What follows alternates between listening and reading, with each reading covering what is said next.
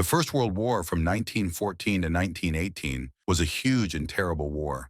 We often hear about the soldiers and the hard times people faced, but many animals also played a big part. About 16 million animals were used in the war, and they shared the same dangers as the people. When the war started, armies thought soldiers on horses would be very important. But new weapons like machine guns made this too dangerous. So animals started doing different, but still very important jobs. They carried food, supplies, and messages. Horses, donkeys, mules, and camels were needed to move things where trucks couldn't go. Dogs and pigeons carried important messages. Some animals even helped find poison gas or caught rats in the dirty trenches. Animals were also friends to the soldiers. Having a pet or a mascot like a cat or a monkey made soldiers feel a bit better during scary and sad times. These animals worked hard and many suffered. This video will look at examples of how animals helped in the Great War.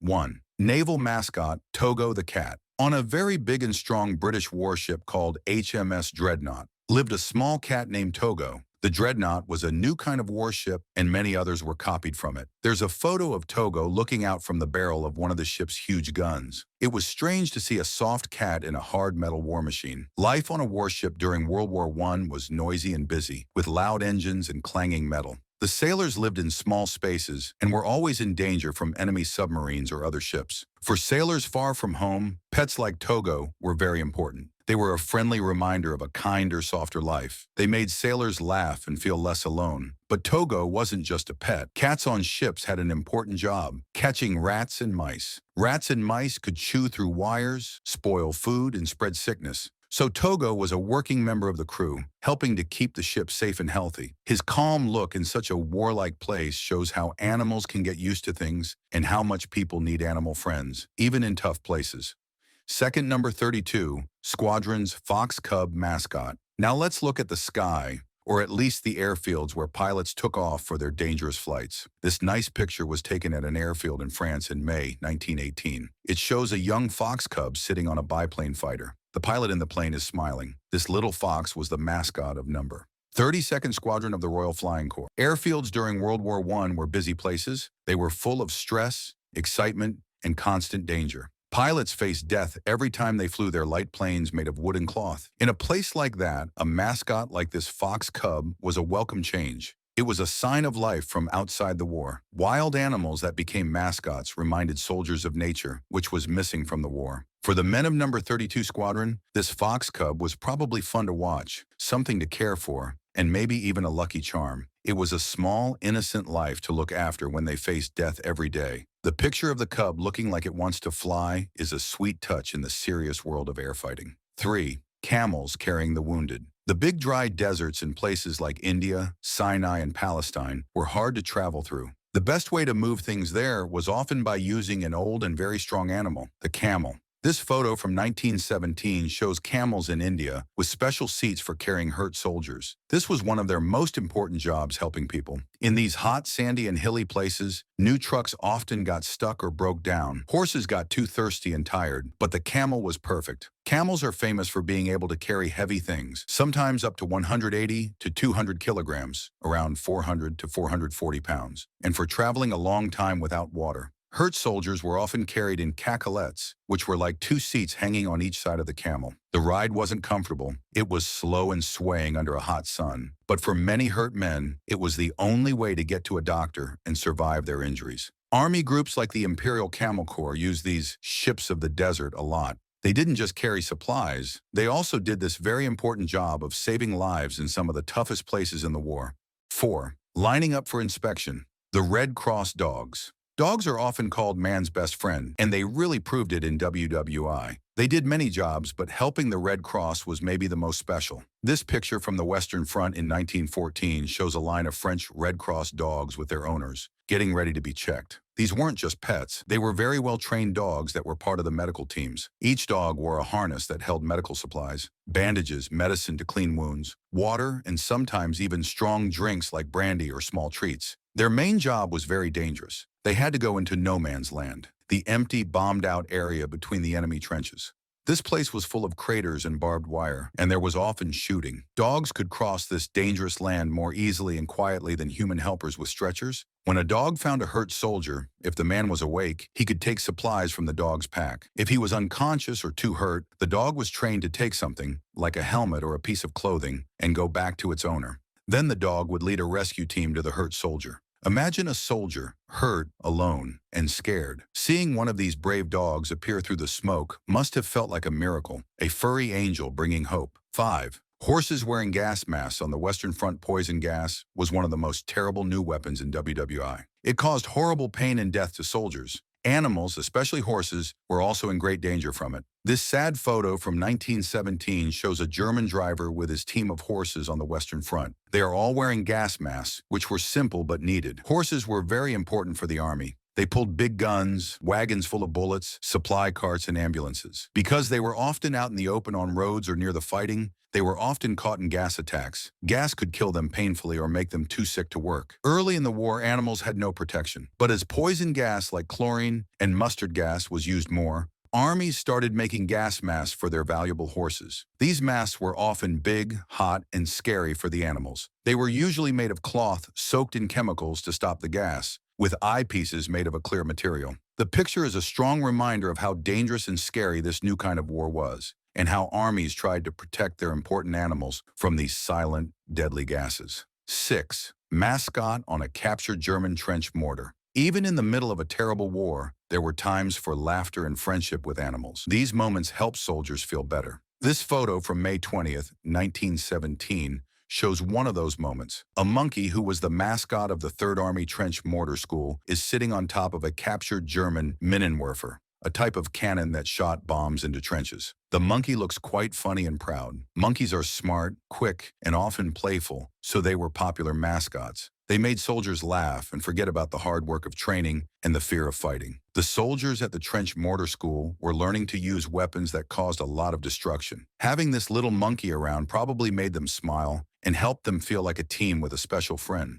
Seeing their furry mascot sitting on a captured enemy weapon must have been a funny sight. Mascots like this monkey brought a bit of normal life into a very abnormal world. They reminded soldiers of life outside the mud and wire. 7. Landing mules at Salonika. Moving all the supplies needed for World War I was a huge job, and the hard-working mule played a big, though often unnoticed, part. This picture from October 1916 shows Italian soldiers carefully taking mules off a ship at Salonika, a city in Greece. Salonika was an important port for the Allies fighting on the Macedonian front. This was a tough and often forgotten part of the war, with high mountains, very hot and cold weather, and a lot of sickness. In places like this, where roads were bad or didn't exist, and trucks often broke down, the mule was the best animal for carrying things. Mules are stronger for their size than horses. They are better at walking on dangerous mountain paths. They don't get sick as easily, and they can eat poorer food. Mules were essential for carrying guns, bullets, food, water, and building supplies to soldiers in faraway mountain posts.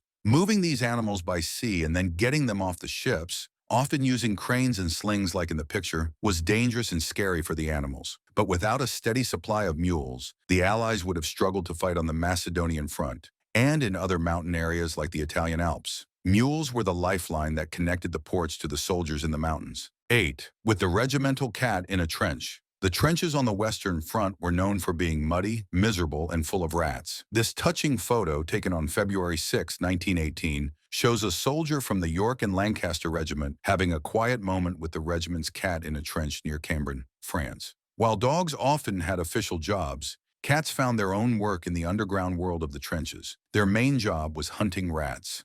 Rats loved the mess of war and the bodies of dead soldiers. They were a big problem, spoiling food, chewing on equipment, waking soldiers up, and spreading sickness. So a good cat that could catch rats was very helpful in any trench dugout. But cats did more than just hunt. Like dogs, they gave soldiers something very important: friendship and comfort. The trenches were small, dangerous, and made soldiers feel very stressed and sad. Simply petting a purring cat or watching it clean itself calmly could make a soldier feel much better.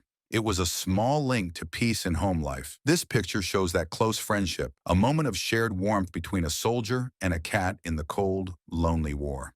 9. Carrier pigeons in their traveling basket. Before there were good radios and when telephone lines were often cut by bombs, good communication could mean winning or losing, life or death. This is where the carrier pigeon helped. It was an old way of sending messages that became very useful again in World War I. This photo shows French soldiers with two carrier pigeons in a special basket, ready to be sent on a mission. Millions of pigeons were used by all armies. They had special mobile homes, lofts, that could be moved near the front lines. Pigeons are trained to fly back to their own loft. They carried messages, often written on thin paper and put in small metal tubes on their legs. These bird messengers flew through skies full of bullets, explosions, and even past enemy hawks trained to catch them. Many were killed or hurt while flying, but a very large number made it through with their important messages. One of the most famous was Cher Ami, a pigeon that was badly hurt, shot in the chest, blind in one eye, and with a leg nearly torn off. But Cher Ami still delivered a message that saved a group of American soldiers called the Lost Battalion in 1918.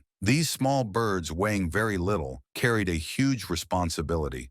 Their tiny wings helped to send messages across the dangerous gaps in battlefield communication. 10th, laying telephone wires by dog. During the war, people had to be clever and find new ways to use animals. This picture from 1917 shows a German war dog with a special device on its back. It was used for laying telephone wires across difficult ground. Keeping telephone lines working between army leaders, big guns, and soldiers in the trenches was a constant, dangerous job. Wires were often cut by bombs. Fixing them or putting down new wires often meant soldiers had to go out in the open where they could be shot. Dogs offered a possible answer. A dog was smaller, faster, and harder to see than a soldier. A trained dog could pull a light telephone wire from a roll on its back as it ran between two places. This job needed smart, obedient, and brave dogs. They had to be able to find their way through the broken, noisy battlefield while staying focused on their task. Using dogs to lay wires might not have been as common as using them to carry messages or as guards, but it shows how armies tried to use the special skills of animals to solve the new problems of modern war.